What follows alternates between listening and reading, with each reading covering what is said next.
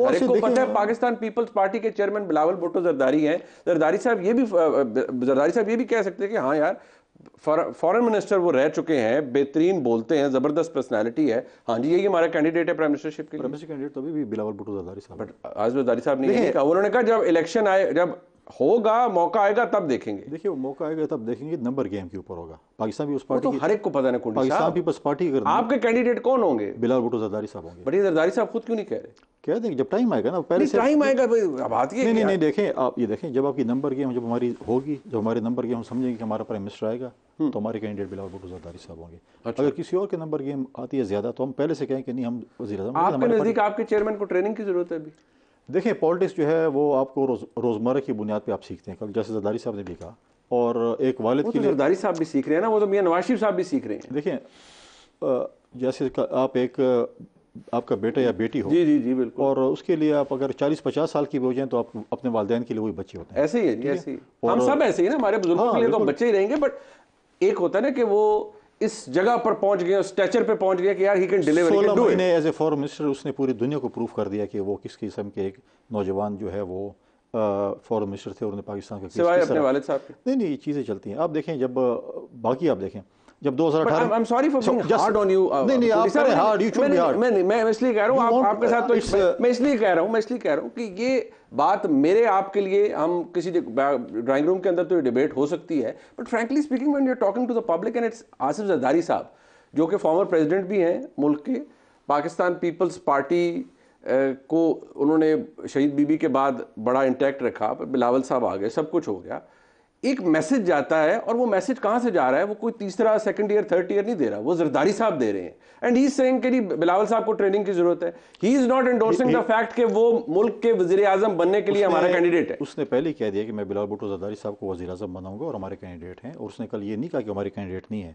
Number games के बाद होगी, अगर इलेक्शन के बाद जो एक इत्तेहाद अभी बन रहा है, इलेक्शन का इत्तेहाद होता है, एक बनता है इलेक्शन के बाद, इलेक्शन के बाद जो इत्तेहाद बनेगा उसमें अगर हमारे नंबर गेम ज्यादा होंगे, बिलावल भुट्टो जरदारी साहब। फाइन। अरे बिलावल साहब, आपने ट्वीट में भी कहा कि उनका शेड्यूल्ड विजिट था जिसमें वो गए। हाँ, आज नहीं, देखिए आज खबरें चल रही थी मीडिया पे कि वो इख्तलाफात की वजह से आज दुबई रवाना हो गए। ठीक है, वो केपी के विजिट के बाद आए, उसी रात वो कराची गए, नेक्स्ट डे कल दोपहर को वो दुबई चले गए। आपने बिलावल साहब की टाइमलाइन चेक की है? नॉर्मली जो ट्वीट्स एंड रीट्वीट्स होती हैं, इस पूरे इंटरव्यू को उन्होंने किसी जगह रीट्वीट किया कोई क्लिप? आप देख लें, मैं आप कहेंगे आपने डीपी क्यों चेंज की? नहीं, मैं डीपी भी आ रहा था, बट मैंने आपको कहा कि बिलावल साहब, आसिफ जरदारी साहब, उनके जनाब मोहतरम वालिद साहब का इंटरव्यू हो रहा है 2 घंटे लंबा, उसका एक क्लिप भी वो रीट्वीट नहीं करते, नॉट इवन लाइक्स इट। नहीं, ये अब देखिए, आप कहेंगे ट्वीट पे अगर आप लाइक करोगे तो आप ठीक हो। नहीं, not saying that, but it tells a lot. देखिए ऑप्टिक्स भी तो कोई चीज होती है। आगे मुझे बताएं, जरदारी साहब जा रहे हैं इस वक्त दुबई? आज जरदारी साहब दुबई जा रहे हैं। हाँ, उनका भी शेड्यूल था विजिट? नॉर्मल विजिट है उनका, नॉर्मली जाते। देखिए इस पूरे पिछले महीने में बिलावल साहब के 2 विजिट्स दुबई के हुए हैं। अच्छा, ना उसने कहीं पे हो गया, एक्चुअली प्राइवेट विजिट तो उनके होते रहते हैं, जाते रहते हैं। जरदारी साहब भी जाते रहते हैं, कभी वो आ जाता है टीवी में, टिकर चल जाते हैं, कभी नहीं चलते हैं। तो आज ये था कि जो आज गए वो, मैं इसलिए मैंने कहा कि वो आज नहीं गए, वो कल गए अपने शेड्यूल। बट क्लियरली 70 साल के जो बाबे वाला कॉन्सेप्ट है वो जरदारी साहब को तो समझ नहीं आता, ना उन्हें पसंद है। वो तो कहते हैं, सबको कह रहे हैं, मुझे भी कह रहे हैं, सारों को कह रहे हैं। देखें 2-3 चीज़ें इसमें, 2 मिनट इसमें चाहिए। देखें उन्होंने ये कहा है कि आज हमारी जो 60% से ज़्यादा आबादी है वो यूथ की है। बिल्कुल ठीक है।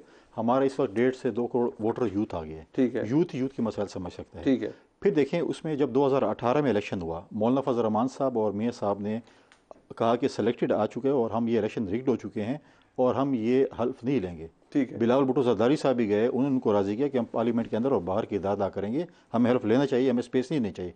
उन्होंने ओथ लिया। उसके बाद all parties conference Bilawal Bhutto Zardari साहब ने बुलाई, उसमें पीडीएम की बुनियाद रखी गई, उसमें मौलाना साहब को पीडीएम का सरबराह बनाया गया। डन हो गया। फिर उसके बाद उन्होंने कहा कि जी इस्तीफे दें और सिंध असम्बली क्यों नहीं तोड़ते। हमने कहा ये आखिरी प्रोग्राम, पहले अदम एतमाद के जरिए जमहूरी तरीके से इनको हटाएंगे। अदम एतमाद की तहरीक लाए, ठीक है, शहबाज शरीफ साहब वजीर आजम बने, जरदारी साहब के आशीर्वाद से। जरदारी साहब ने स्पीयर हेड किया ना सारा कुछ, तो सारी उस पूरे मामले को जरदारी साहब ने टीम वर्क था। मैं कह रहा हूँ टीम वर्क था, लेकिन स्पीयर हेड तो जरदारी साहब कर रहे थे। देखिए तजवीज़ किसने पेश की? तजवीज़ बिलावल भुट्टो जरदारी साहब ने पेश की। उसके बाद मौलाना साहब के बेटे और उनके बाकी मेंबरान, नहीं तो किस चीज़ से दिल बर्दाश्त हो गया? उन्होंने कहा कि 70 साल के बाबों से जान छूटनी चाहिए। हम ये कह रहे हैं ट्रांजिशन होनी चाहिए, जैसे चेयरमैन बिलावल भुट्टो जरदारी साहब पाकिस्तान पीपल्स पार्टी में, इसमें PMLN में मरीम नवाज साहिबा हैं और नहीं वो बिल्कुल होनी चाहिए। मरीम नवाज साहिबा हैं, हमजा शहबाज साहब हैं, इस तरह मोहन सिलाई साहब हैं, मौलाना साहब के बेटे हैं, तो यूथ को आ जाए चलिए वो यूथ आगे आ जाए, बट तो न लाए, उनकी अपनी मर्जी, लेकिन हमारी तजवीज़ है, हमारी तजवीज़ है। बट दैट्स इस तरह ये जो तजवीज़ आपकी है, बस इस तजवीज़ को अगर तो जरदारी साहब भी सपोर्ट उस तरह करें और उन्हीं अल्फाज में करें तो फिर तो बात और है। जिस तरह बिलावल साहब नए सिलेक्टेड PMLN को कहते हैं, आपने खुद उनको एंडोर्स किया मुतअद्दिद दफ़ा, जरदारी साहब ने कहा है कि नई सिलेक्टेड PMLN है, तो आप कहें सब कुछ इंडोर्स करें? नहीं क्यों, कमाल हो गया। हमने पार्टी के चेयरमैन कह रहे हैं नहीं कि नई सिलेक्टेड PMLN है, जरदारी साहब क्यों नहीं कह रहे? हम ये कह रहे हैं कि बिलावल साहब को एतबार नहीं है कि इलेक्शन दुरुस्त होंगे, जरदारी साहब को है कि बड़े दुरुस्त हो जाएंगे। हमने ये कहा है कि ये एक ऐसा एक तासुर दिया जा रहा है कि जो मतलब है कि तासुर नहीं होना चाहिए। हमने एक जदोजहद की है PDM में रहकर, अपोजिशन में रहकर, फिर उसके बाद हम 16 महीने हुकूमत में रहे हैं, तो हमें ये तासुर नहीं देना चाहिए कि जो चीज़ हम उस वक्त कहते थे कि PTI के चेयरमैन के लिए गलत है, तो आज मेरे लिए भी गलत है, मेरी पार्टी के लिए भी गलत है और किसी और पार्टी के लिए। मैं जरा इसको थोड़ा जरा गुफ्तगू को आगे जरा मजीद खोलते हैं। इससे पहले मैं क्लासेस साहब के पास हूँ। आबिद शरीफ साहब, ये जो कॉन्सेप्ट है कि ट्रांजिशन होनी चाहिए, नई खेप नई पौध सामने आनी चाहिए, ये बिलावल भुट्टो जरदारी साहब ने भी कहा। जरदारी साहब ने कहा कि नौजवान सोच है, और ये नौजवान सोच तो हर जगह आती है, हर जमात के अंदर आती है, ये पाकिस्तान मुस्लिम लीग नून के अंदर भी आती है, लेकिन इस अंदाज में इस तरीके से नहीं किसी ने एग्जिबिट किया या कहा कि वाकई ये बाबा साहिबान जो है 70 साल के, ये अब छोड़ दें। आपके नज़दीक ये ट्रांजिशन होनी चाहिए? वैसे तो मुल्क में वाकई अगर 60% यूथ है तो फिर होनी चाहिए, नए चेहरे सामने आने चाहिए। देखिए, हम तो अपने कायद नवाज शरीफ साहब की क़यादत में लड़ेंगे, जिन्होंने पाकिस्तान की खिदमत की है। तो ये पर्सनल इश्यूज़ को वो सियासत से दूसरी तरफ रखें तो मुनासिब होगा। तो उसका जवाब आसिफ अली जरदारी साहब ने कल अपने नहीं, लेकिन वो पर्सनल उन्होंने पर्सनल इशू इसको उन्होंने तो जनरल बात की है ना आबिद शर अली साहब, उन्होंने तो सारों की कहा, मौलाना साहब को भी कहा कि आप भी अल्लाह अल्लाह करें। अर्ज सुन लें नफीसा शाह साहब का, अगर आपने शाह साहबा का बयान सुना होगा, उन्होंने भी नफ़ी की है बिलावल जरदारी साहब के बयान की। उन्होंने कहा जी मैं उनसे मुतफिक नहीं हूँ। तो ये कोई इंटरनल मामला है जिस पर नफीसा शाह साहिबा को मैंने कभी TV पे आके इस तरह की गुफ्तगू करते नहीं सुना, लेकिन मैंने उनको सुना आज उन्होंने भरपूर अंदाज से बिलावल साहब के बयान की नफ़ी की। देखें, पार्टी की एक अच्छी बात है, जमहूरियत है, जमहूरी सोच होनी चाहिए।